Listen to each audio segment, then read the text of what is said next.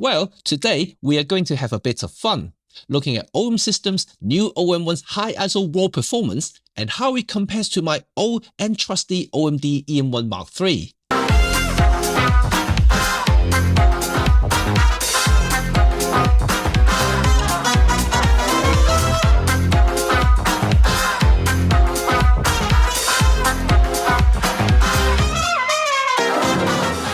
My name is Cheng, a London-based professional photographer and filmmaker.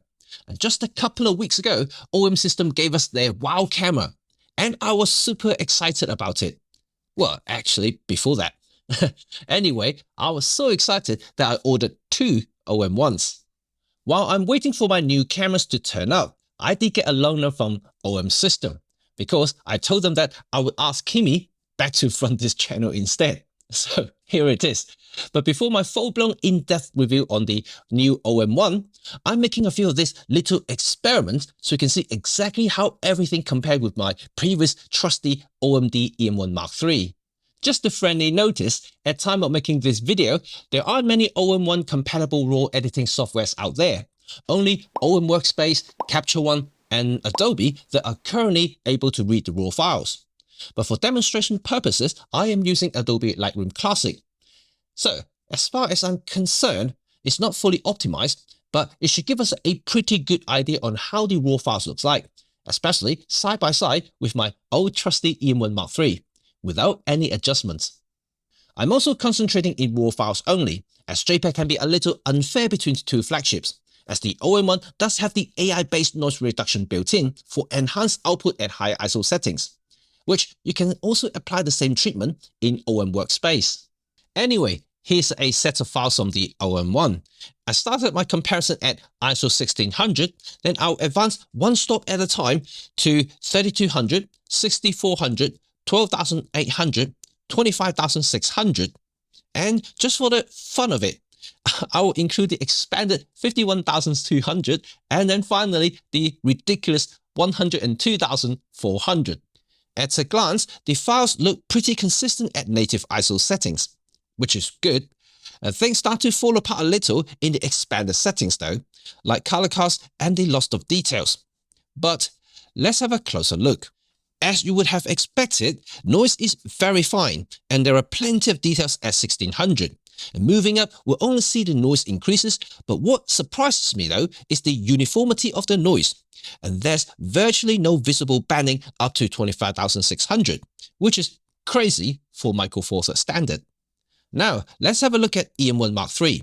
ISO 1600 looks pretty similar to the OM-1, and I can even say that 6400 looks almost identical, except the uniformity of the noise. And look closer, you can start to see some blotches, and details are very similar. And moving past E-M1 Mark III's native ISO though, well, things start to look pretty bad, especially color shifts and, well, it's pretty unusable really, unless it's for emergency. Wow. But what do both RAW files look like side by side? Well, okay, here we go. Between ISO 1600 and 3200 range, both OM-1 and E-M1 Mark III retain fine details, but a hint of banding already showing with the E-M1 Mark III's RAW file at 3200. Next, let's have a look at 6400. Okay, the OM-1 does retain slightly more details than the E-M1 Mark III. And again, uniformity of the noise is the key here, with less banding and noise patterns are evenly spread across the entire image. And the OM-1's range does go up to 25,600, which is something that I don't really use. But hey, it's here now, so I might as well have a look at it. And looking at side by side, you can clearly see that E-M1's color shift to magenta is very prominent here, and the loss of details in the darker areas are clearly visible. And where the light is shown, it may look fairly similar, but zooming in, you can see the noise uniformity that I mentioned earlier is even more pronounced here. This evenness of noise pattern does make a huge difference in image rendering, especially in this high sensitivity setting. Because when you start to process the RAW and apply noise reduction, instead of having a nice and clean uniform surface, you start to have patches, making the image look quite a bit rougher, if you know what I mean. And for example, look at the details on the hard drive case here. And OM-1's ability to retain large details in such high ISO environment is very impressive. And this is something that the E-M1 Mark III just can't keep up. Now we are in the unknown because no other Micro Four Thirds can ever reach this high ISO settings before. To my surprise, however, at ISO 51200, the colors are still pretty close to the original. There is a hint of shift, but still outperforms E-M1 Mark III's ISO at 25,600. Now, banding is visible, but details are pretty similar. And again, I'm still shocked to see that even noise pattern. Whew, yes. At the highest setting now, ISO 102,400. The file is basically unusable. Fine to medium details are basically gone and is best for telling shapes than anything else. But still, you can have this as an emergency, just as you would with the ISO 25,600 on the E-M1 Mark III, if you need to get something in the dark. And just now, you can shoot in even darker places or get faster shutter speed in the same darkness. Yes, I kind of mentioned dark or darkness 3 times, but you get the idea. Yeah. So what's my take on OM-1's high ISO performance? Well, superficially, I think the raw files from either cameras are impressive from base ISO to 1600. But from then on, OM-1 clearly outperforms the E-M1 Mark III.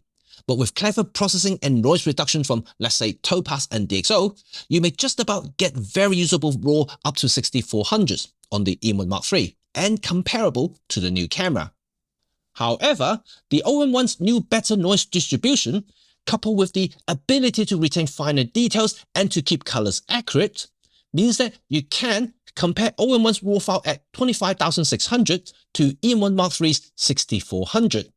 And I will of course do another test when all the denoise softwares and other RAW editors are fully compatible, so I can see just how good the OM-1 files are. This confirms OM System's claim for 2-stop noise performance enhancement on the OM-1 over the previous flagship cameras. And I have yet to finish my test on the dynamic range and other features. So if you're keen to find out more, remember to subscribe and stay tuned. In short, I am super impressed.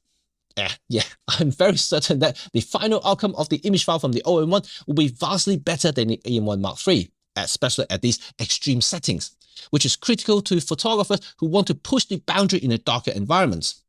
Remember, just as other cameras on the market, noise is always present in higher ISO. How clean the image eventually looks depends how effective you can remove the noise.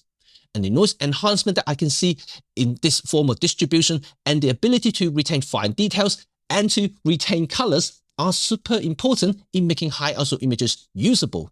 And again, I am very impressed. This brings to the end of my initial look on OM-1's high ISO performance and comparison to my trusty E-M1 Mark III. What do you think? Let's have a chat in the comment section below. And you know what to do now. Thumb if you enjoyed this video and sub if you want to stay in touch with all things photography, filmmaking, and of course, OM System. Peace.